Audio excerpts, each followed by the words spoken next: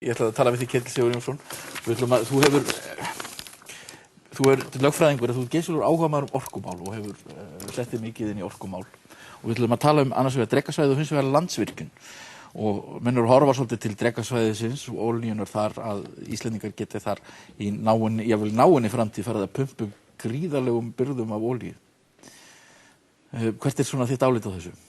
Já, það er kannski rétt að byrja bara að skoða hvað svæðið þetta er. Ertu með kortið uppi? Já, við fáum kortið upp hérna. Það sem sagt er þannig að þetta er svæði norðaustur af Íslandi, það er stórt svæði. Já. Og allir flatarmáli sé ekki svæði sem ég held, sé ekki svona 40.000 ferkilometrar. Og það er af kannski það byrð 3/4 innan íslensku lögsögunnar og síðan fjórðungur í norsku lögsögunni hinum megin. Og það er rétt kannski að fara á næstu mynd. Já. Og aðeins að sko setja eitthvað samhengi. Já. Hvað geti fundist þarna? Ef við höldum okkur við Noreg og berum þetta aðeins saman við olíuframleiðsluna sem að Norðmenn hafa núna lengi verið innir við, og þá var þannig að bara í örstuðu máli, þá var þannig að olíuleitin þar hún hófst árið 1965. Já.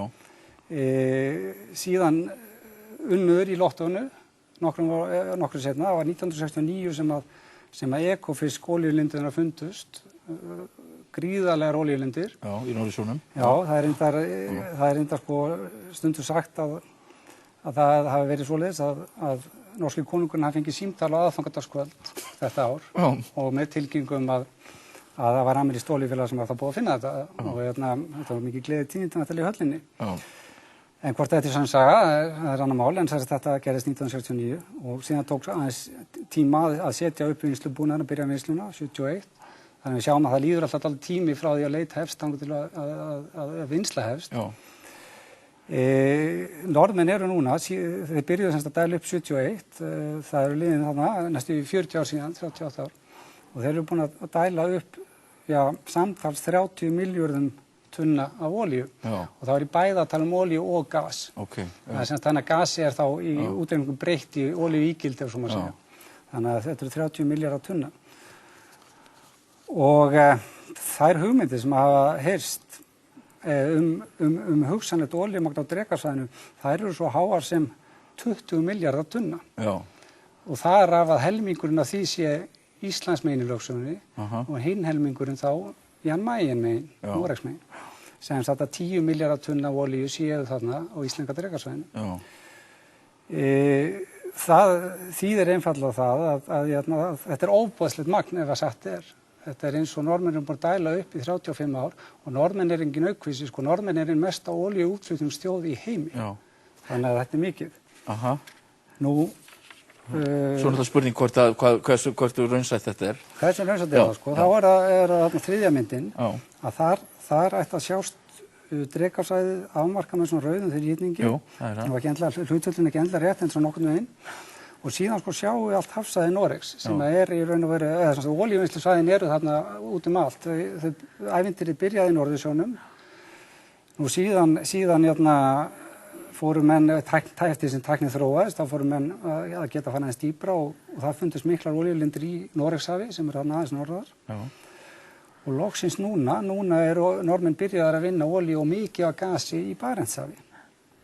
Og þetta er augljóslega miklu stærra svæði heldur en Drekasvæði og svona þegar maður skoðar í þessu samhengi þá er það einfaldlega þannig að ef 10 milljarðar tunna af olíu kemur upp í Íslandsmegin á Drekasvæðinu þá er það ofboðslegt magn. Já.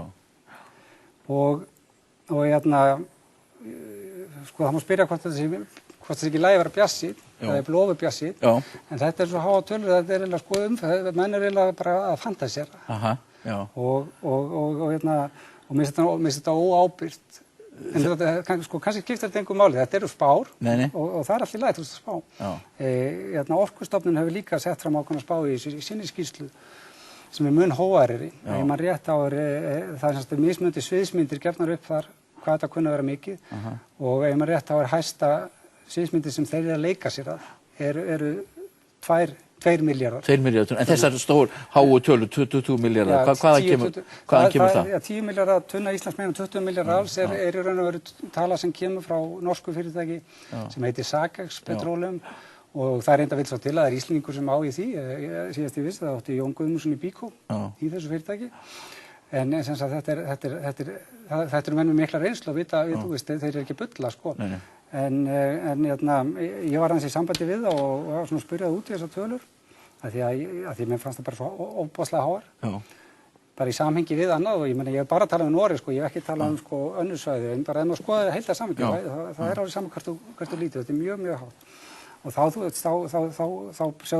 sögðu þeir hreint út mig að við verum bara, við vitum náttúrulega, það veit náttúrulega enginn hvað er þarna. En hvernig er með vinnsluna þarna á Drekasvæðinu? Já, þetta er djúpt. Sumir myndi ætla kannski að þetta séu vond veður og að gera hlutin erfiðar en rannsóknir sem hafa farið fram benda til þess að svo sé nú ekki. Þannig að veðurfarslega þá sé þetta mjög vel viðráðanlegt. Dýpið er nokkuð mikið, það er breytilegt, sko, en ætla ekki segja sem svona 1000 til 1500 metrar, svona starra aðeins grynnra og svona starra aðeins dýpra. En menn eru sko farnir að vinna olíu á miklu meiri dýpi í heiminum. Og það er verið að byggja upp til þess miklu olíuvinnslu í Mexíkóflóa sem er utarlega á Mexíkóflóa sem þessum dýpið er miklu meira. Þannig að þetta er alveg gerlegt. Ef það er olía þarna, þá er alveg gerlegt. Og ég, þú veist, þó ég sé eitthvað að vera við þessum bjartsýnistölum, þá er ég eindregið fylgjandi því að þessi farið þarna í þetta sem er verið að gera, að fara í þessa leit og allt það. Ég veit bara aðeins að menn, sko, þegar þau presentar tölur fyrir þjóðinni og möguleika þarna, þá vil ég helst að þessi gerst með svona skynsamlegum hætti. Við erum búin að brenna okkur svolítið á því að vera svona á bjartsýninni. Það er nú þannig að til þess núna þessa dagana, þá eru líklega svona þær olíulindir sem þykja hvað mest spennandi í heiminum í dag, að það er annars vegar lindir sem eru fyrir undan strönd Angóla í Afríku. Það er óbúðslega vinnsla komin í gang núna, það búið að finnast mikið olíu á síðustu árum.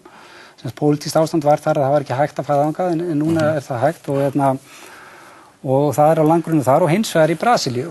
Og það er til dæmis eitt svæði sem hefur fundið sem er kallað Tupi, fyrir utan Rio de Janeiro, fyrir utan. Og þar eru menn að gæla við að það séu 5 til 8 milljarðar tunna olíu. Og sko þetta er frétt, það er þannig að brasilíska fyrirtæki sem segist að fundið þetta, stórt olíufyrirtæki, eitt stóru risunum í bransanum, að þessi frétt sko fór svo eldur í sínu olíu heimsbyggðina, svo maður segja, því að þetta er svo stórt og þeir telja jafnvel sko að þetta sé miklu meiri í nágrenninu, en sem bara þetta 5 til 8 milljarðar tunna á þessu eina svæði í Brasilíu, að það þykja mega fréttir í olíubransanum. Þannig að ef það myndi finnast eitthvað líkingu við 10 milljarðar tunna, vinnanlegt magn 10 milljarðar tunna á Drekasvæðinu, að þá er það sko gríðarleg tíðindi í bara einum alþjóðlega olíugerð. Ég ætlaði aðeins að tala við þig Landsvirkjun líka. Við fáum kannski upp mynd hérna því að við höfum verið að við erum í svolítið skrýtnu ástandi núna Íslendingar, við lögðum mikið undir í þessum virkjanaframkvæmdum, nú hefur álver hrunið í heiminum og margir segja að það sé í rauninni bara tvísýnt með stöðu Landsvirkjunar. Já. Og það tengist nú þessum orkumálum sem við erum að tala um. Já, ekki ætlaði fullur neitt með það, sko, hvort það sé beinlínis tvísýnt með stöðu Landsvirkjunar, sko, Landsvirkjun. Ég get sett mér svona að spila plötuna sem að Sigurður Einarsson og aðri bankastjórar sögðu hérna 2 dögum fyrir bankahrun að eiginfjárstaða Landsvirkjunar er mjög sterk. Þeir eiga sem sagt mjög mikið í samkvæmt bókhaldinu, mikið eigið fé. Samkvæmt ársskýrslunni sem var núna birt þessu 2008 þá er eigið fé Landsvirkjunar 1,4 milljarðar bandaríkjadala. Þannig að þeir þola mikinn skell skildi maður ætla áður en að hreinlega sko fyrirtæki eru gjaldþrota en þetta það er fróðlegt að setja þetta tap sem að Landsvirkjun varð fyrir á síðasta ári svolítið samhengi líka.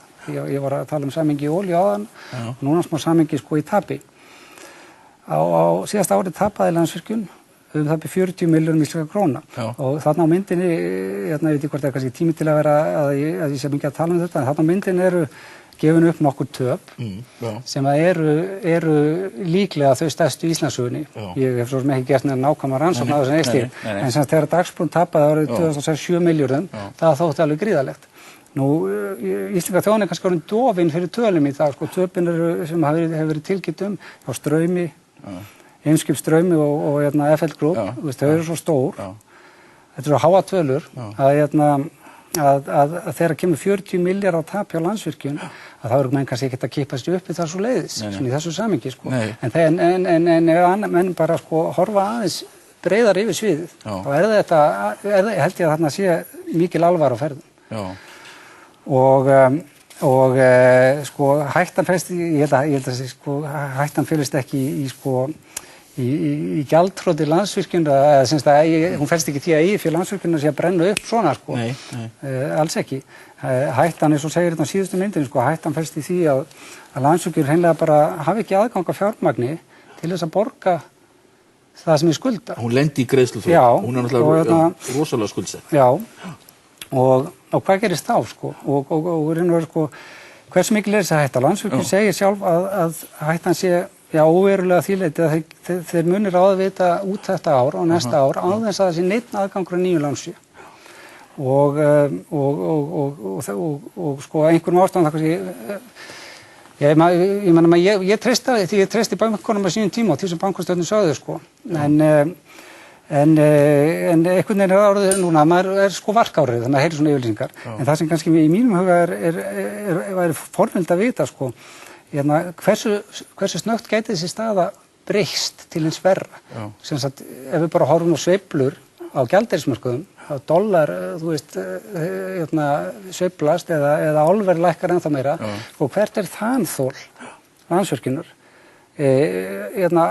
Mér finnst að fjölmiðlamenn eigi að spyrja stjórnendur Landsvirkjunar og fjármálaráðherra þetta og ganga eftir þessum upplýsingum. Þetta er þetta merkilegt, sko, að við erum að upplifa það núna að það er að koma kosningar og menn eru að rífast álversframkvæmdir. En í rauninni eiga þeir náttúrulega bara að vera að horfa á efnahagsástandið í heiminum, hvort að yfirleitt að fara einhverjar álversframkvæmdir í gangi. Við erum náttúrulega með þetta Helguvíkurverkefni, en við vitum ekkert hvort að hver er staðan á því verkefni, á þessu fyrirtæki? Sko, það er náttúrulega þannig að